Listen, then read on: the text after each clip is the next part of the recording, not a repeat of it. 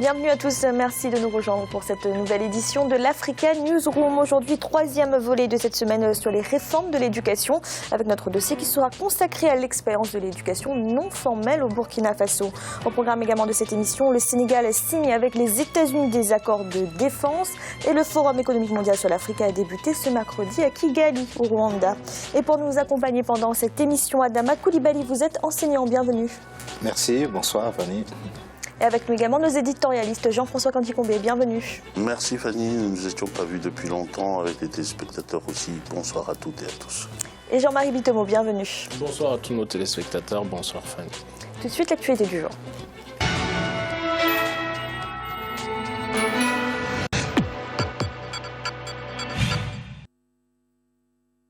Washington, donc, c'est bon ?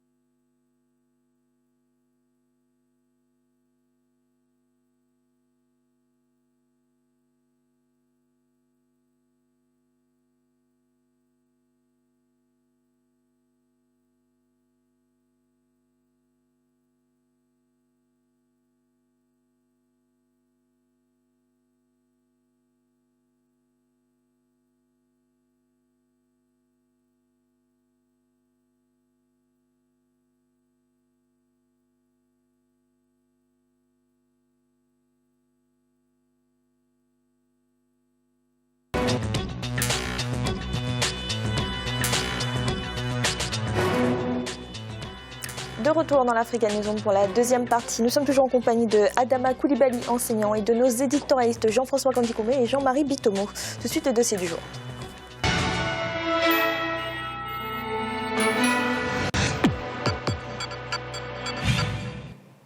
L'alphabétisation reste un problème majeur au Burkina Faso. Pour pallier aux contraintes et aux limites de l'école traditionnelle, les autorités ont mis en place une politique d'éducation non formelle, des centres d'apprentissage en dehors du système scolaire, et les avancées sont bien là. Reportage de notre correspondant Jean-Paul Ouedraogo. Depuis son accession à l'indépendance en 1960, le Burkina Faso croit en l'éducation et l'aperçoit comme l'instrument de son développement socio-économique. Les textes fondamentaux tels que la Constitution et la loi d'orientation de l'éducation reconnaissent le droit à l'éducation pour tous les Burkinabés. Ainsi, l'éducation non formelle est prise comme un palliatif pour une alphabétisation de masse de sa population. Les activités d'éducation non formelle ont véritablement débuté dans les années 1960. Depuis, plusieurs expériences ont été menées en matière d'alphabétisation jusqu'en 1999, où le pays a adopté un plan beaucoup plus fédératif afin de mener à bien les activités de l'éducation non formelle sur le terrain. Cela s'est traduit par la répartition des rôles entre l'État et les opérateurs de l'éducation. Dès lors, le premier, lui, veille au contrôle des activités de l'éducation non formelle et les seconds à la mise en œuvre des programmes concernés. En effet, cette option répond à une vision stratégique du Burkina Faso qui est de s'engager dans la dynamique mondiale de promotion du développement humain durable. Plus de 15 ans après son introduction dans la stratégie nationale d'éducation de base, comment est-elle organisée? Quelles en sont les difficultés? Existe-t-il des passerelles dans ce système éducatif? Ainsi, le 20 juillet 1999, le Burkina Faso adoptait par décret le plan décennal de développement de l'éducation de base. Le pays venait de se doter d'une politique à même d'aider à la réalisation d'une éducation de base pour tous. La scolarisation désormais devenue une priorité, le Burkina Faso reconnaît l'importance de l'accès de l'ensemble de la population à la connaissance et au savoir. L'éducation non formelle, c'est toute activité d'éducation et de formation, mais dans un cadre non scolaire. C'est ce qu'on appelle l'éducation non formelle. Il y avait, selon le décret portant organisation de l'éducation non formelle, il y a l'éducation non formelle de la petite enfance, l'éducation non formelle des adolescents et l'éducation non formelle des jeunes et adultes, ce qu'on appelle alphabétisation. L'année 1995 voyait la création, dans une phase pilote, de 2 structures non conventionnelles dénommées écoles satellites et centres d'éducation de base non formels, CEBNF. Réalisées avec le concours de l'UNICEF, Elles avaient pour ambition de contribuer à scolariser le plus grand nombre d'enfants, avec une priorité accordée aux jeunes filles. Aussi, il s'agit pour cette phase d'améliorer le système d'apprentissage pour les jeunes non scolarisés et les exclus du système classique. Ici, nous sommes à Nioko, un quartier dans la périphérie de la capitale Ouagadougou, qui abrite un centre d'éducation non formel. Avec plus d'une soixantaine d'apprenants, la durée du cycle est de 4 ans au lieu de 6 dans le système classique. Une école de référence du pays. Le centre a été créé en 2015, en 1995 plutôt. Voilà, donc nous avons plus de 20 ans d'existence. Bon, il est plus vieux et nous avons beaucoup de sortants aussi, ou bien de sorties. Les cours se dispensent normalement, nous avons un effectif de 70, tout confondu. Bon, ça va, tout comme bon. Et la fréquentation aussi, ça va, les élèves sont réguliers. Nos évaluations sont faites chaque trimestre et nous rendons compte aux parents. Créé en 2002, le Fonds pour l'alphabétisation et l'éducation non formelle, FONAEF, a pour objectif d'appuyer la mise en œuvre de l'éducation pour tous au Burkina Faso. Ce sont environ 3 milliards de francs CFA qui ont été mobilisés au profit du système éducatif non formel.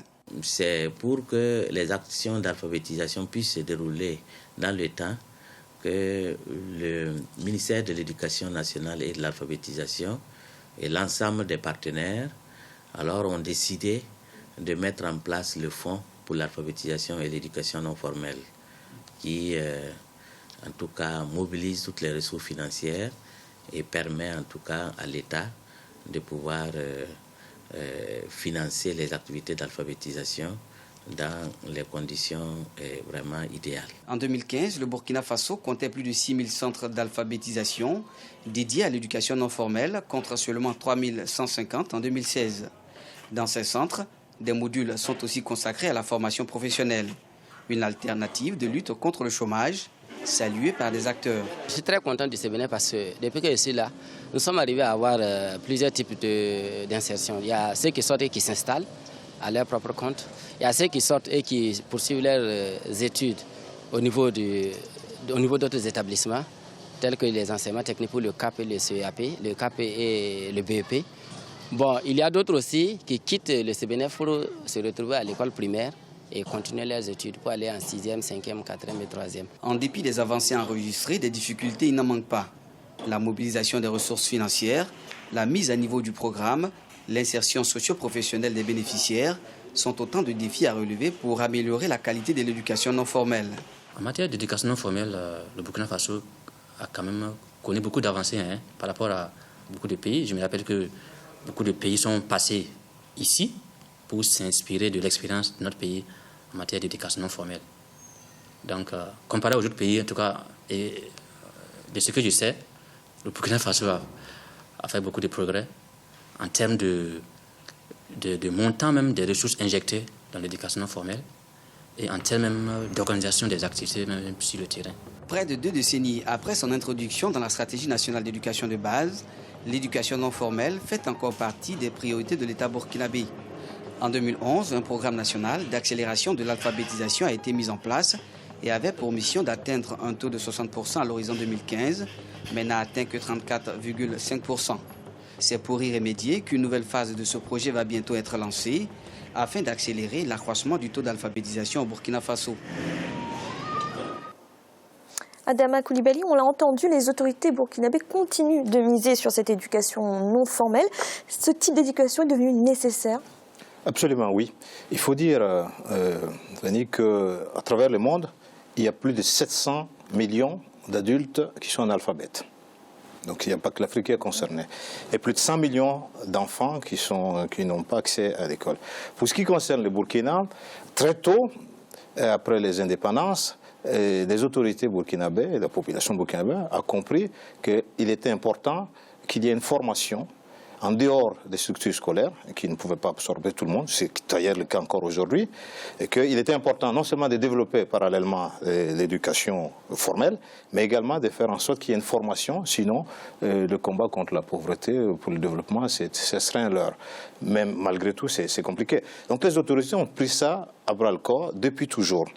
Et il faut dire que ça vient du fait aussi, ça s'est développé ces dernières années aussi. Pourquoi? Parce que l'éducation formelle malgré les moyens qui sont mis à sa disposition, est à des limites très objectives. Alors, quelles sont ces limites à l'éducation traditionnelle? D'abord, le système éducatif n'a pas suffisamment de moyens, il n'y a pas suffisamment d'écoles. Il y a beaucoup d'écoles, de classes sous paillotes, par exemple, encore aujourd'hui. Il n'y a pas de classe, par exemple. Il manque des bancs, il manque des classes, il n'y a même pas de murs pour les enfants. Il manque également des enseignants. Donc c'est un système qui a même besoin d'être réformé en profondeur. Donc ça, c'est une des limites objectives d'ailleurs, les moyens, les classes, les enseignants. Autre chose, c'est qu'il y a la pauvreté des parents, la plupart des parents et des élèves, qui explique que beaucoup d'élèves constituent ce qu'on appelle des déchets scolaires, c'est-à-dire qu'ils n'arrivent pas parfois même au niveau du CEPE. Et quand ils passent ces caps, il est difficile pour eux d'atteindre le niveau de troisième et ainsi de suite. Donc c'est un système d'entonnoir qui fait qu'au bout du compte, très peu d'élèves arrivent au bac, réussissent au bac pour aller à l'université et dans les écoles supérieures. Donc ça, c'est les deux difficultés majeures. Et il y a une difficulté qui concerne beaucoup de pays, c'est que la formation n'est pas adaptée. Ce qui fait que ceux qui tombent en cours de route ne savent pas comment faire. Même ceux qui réussissent, qui ont des diplômes, qui ont des doctorats dans des disciplines, quelles qu'elles soient d'ailleurs, ont de plus en plus de mal à trouver du travail. Or, l'éducation non formelle, qui s'adresse à la fois à la petite enfance, et ça ne concerne pas que l'alphabétisation, ça concerne également la petite enfance qui n'a pas accès aussi facilement aux prémices de l'éducation. Ce qu'il faut dire, d'ailleurs, une parenthèse, l'éducation dans le contexte dans lequel nous parlons ne concerne pas seulement l'école et l'acquisition des savoirs ou l'éducation que l'on reçoit à la maison en termes de valeurs, mais ça concerne la formation, essentiellement la formation totale de l'individu. Donc il y a la notion d'acquisition des savoirs de la petite enfance pour la préparer justement à l'éducation formelle ou autre. Et il y a également les jeunes qui ont besoin de travailler, les jeunes agriculteurs par exemple, qui ont besoin d'être davantage formés pour pouvoir s'adapter à leur environnement pour une meilleure productivité par exemple. Il y a aussi les jeunes qui sont dans le secteur informel. Alors on reviendra aux formes d'éducation non formelle. Jean-François, quels sont d'après vous les avantages que représente cette éducation non formelle?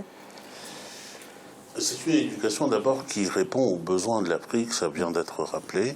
Je pense que c'est son avantage principal. Je ne voudrais pas titiller sur les mots, mais le mot éducation non formelle me gêne un peu. Parce que pour moi, l'éducation non formelle, c'est une éducation qui se déroule en dehors des circuits qui sont maîtrisés par l'État. Or ici, nous avons des formes qui font l'objet d'une loi, qui font l'objet d'un financement par l'État. Donc c'est une éducation formelle mais alternative à un système ancien considéré comme classique. Et cette forme-là, presque tous les États africains l'ont connue. Même moi, d'expérience, quand j'ai commencé l'école dans un petit village de République centrafricaine, où il n'y avait pas d'école du tout, j'avais comme collègues des hommes, j'avais 4 ans, j'avais comme collègues des hommes qui avaient 20 ans, 30 ans, qui avaient 3 femmes, qui avaient des enfants. C'était génial d'ailleurs, parce que quand ils me disaient, cher collègue, viens manger un peu de feuilles de manioc, mais c'est une expérience qui est une expérience africaine. Et pour revenir à votre question, il me semble que l'enjeu est essentiel quand même, parce que cette éducation qu'on dit non formelle, elle correspond exactement à des besoins que l'on ressent dans les sociétés africaines. Des besoins à la fois, je dirais, de capacité technique pour l'agriculture, pour le commerce, pour les services, pour la technologie, pourquoi pas, et il répond il est beaucoup plus souple que le système classique, et d'ailleurs je crois que c'est un peu l'une des raisons pour lesquelles on appelle ça l'éducation non formelle, parce qu'on a un peu l'impression que le système classique est tellement enfermé dans des gangs qu'on ne peut pas le décloisonner de ça. Et il y a un élément qui n'est pas ressorti du reportage et qui me paraît essentiel, c'est que c'est une éducation, pour un certain nombre de cas, se déroule dans la langue du pays. Et ça, c'est un élément important, parce qu'avec la langue, vous transportez beaucoup de l'identité des gens et vous permettez aussi un accès peut-être plus facile à la connaissance et au savoir. Jean-Marie, quel regard portez-vous sur l'éducation non formelle ? Je porterai un regard positif comme mes 2 collègues de plateau, tout simplement. Pourquoi? Parce que l'éducation formelle, ce qu'on appelle l'éducation formelle, c'est l'éducation comme mes 2 prédécesseurs l'ont dit, c'est l'éducation qui est adaptée, si vous voulez, à nos environnements. C'est-à-dire, on oublie souvent une chose, c'est que quand un pays veut se développer, on part, si vous voulez, de son environnement local dans lequel on se trouve. En France, ici, là, vous avez eu ce qu'on appelle le compagnonnage. D'accord? Ça servait à quoi? Vous avez des compagnons, c'est-à-dire qui formaient les gens. Vous n'avez pas besoin d'aller à l'école. Et ça existe chez nous en Afrique. Je vais vous conter une petite expérience que j'ai vécue dans les années 90, dans une vie antérieure, Fanny. Vous avez... Je faisais, comment dire, du négoce international. Alors, j'étais étonné un jour de voir que vous avez des Maliens, vous avez des Sénégalais qui arrivent ici, là en France, qui vous achètent des vieilles Mercedes. Des vieilles Mercedes et camions Mercedes. Alors, quand je voyais l'état des camions, je leur disais, mais c'est pas possible. Mais qu'est-ce que vous allez en faire? Bon, moi, me disant dans ma tête, ils n'ont pas les pièces, la technologie nécessaire pour pouvoir les réparer. Alors, vous avez un Malien qui me dit un jour, mais non, j'achète mon vieux camion ici, là, je l'amène au Ghana, vous avez au Ghana, c'est-à-dire un des garages les plus importants d'Afrique qui était à ciel ouvert, où vous avez justement des gens qui ont appris dans cette école informelle-là. Et le Malien me révèle que quand ils arrivent là-bas, on va lui retaper son camion comme s'il sortait de chez Mercedes, alors que ce sont des gens qui n'ont jamais été faire des études, si vous voulez, chez Mercedes ou quoi que ce soit. Mais malheureusement, ma déception a été quoi là-dessus? C'est qu'en 92, Clinton est au pouvoir. Clinton, c'est-à-dire donne l'ordre, comme la plupart du temps, on nous trompe les pays africains. Non, il faut que vous rentriez les voitures, si vous voulez, beaucoup plus neuves, dans la mesure où les vôtres polluent et tout ce qui s'ensuit. Et ce garage à ciel ouvert-là, qui était une des écoles, justement, non formelles, la plus importante d'Afrique en matière de mécanique, a fermé au Ghana. Tout simplement. Pourquoi? Parce que vous avez les Américains qui sont venus proposer, je pense qu'à l'époque, c'était Rawlings qui était en place. Non, ne rentrez pas les voitures polluantes chez vous, alors qu'on laissait partir, c'est-à-dire on a laissé partir toute notre expérience. Nous le savons sur ce plateau, la notion d'effet d'expérience, la théorie d'apprentissage, ce que ça peut apporter dans une société. Donc ces expériences-là, ce sont des expériences qu'il faut copier. Sur ce plateau, j'avais parlé le développement de l'Afrique dans la notion de district industriel. Créons des districts industriels en Afrique. J'avais donné un exemple concret en me disant que, justement dans la mécanique comme ça, allons-y prendre nos licenciés dans les universités. Vous faites une chose simple. Vous achetez des moteurs de voiture. Ces gosses-là, vous les faites démonter et remonter des moteurs de voiture. Au bout de 3 ans, 4 ans, ils ont les mêmes niveaux que des ingénieurs qui vont dans le système formel dont on parle là. Tout simplement. Donc, adaptons, si vous voulez, notre éducation, notre scolarisation même, si vous voulez, de nos jeunes Africains à notre propre environnement, comme je l'ai dit souvent, et à notre psychologie, et surtout à nos besoins propres, pas les besoins externes.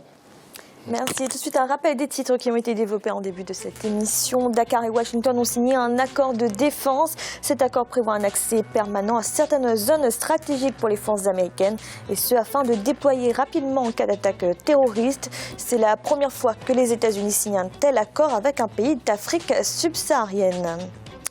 Et le Forum économique mondial sur l'Afrique a débuté. L'événement se déroule à Kigali, au Rwanda. Il est placé cette année sous le thème du numérique. À cette occasion, une place de choix a été faite aux représentants de la jeunesse. Nous allons marquer une nouvelle pause. À l'instant, la 3e partie de l'Africa Newsroom.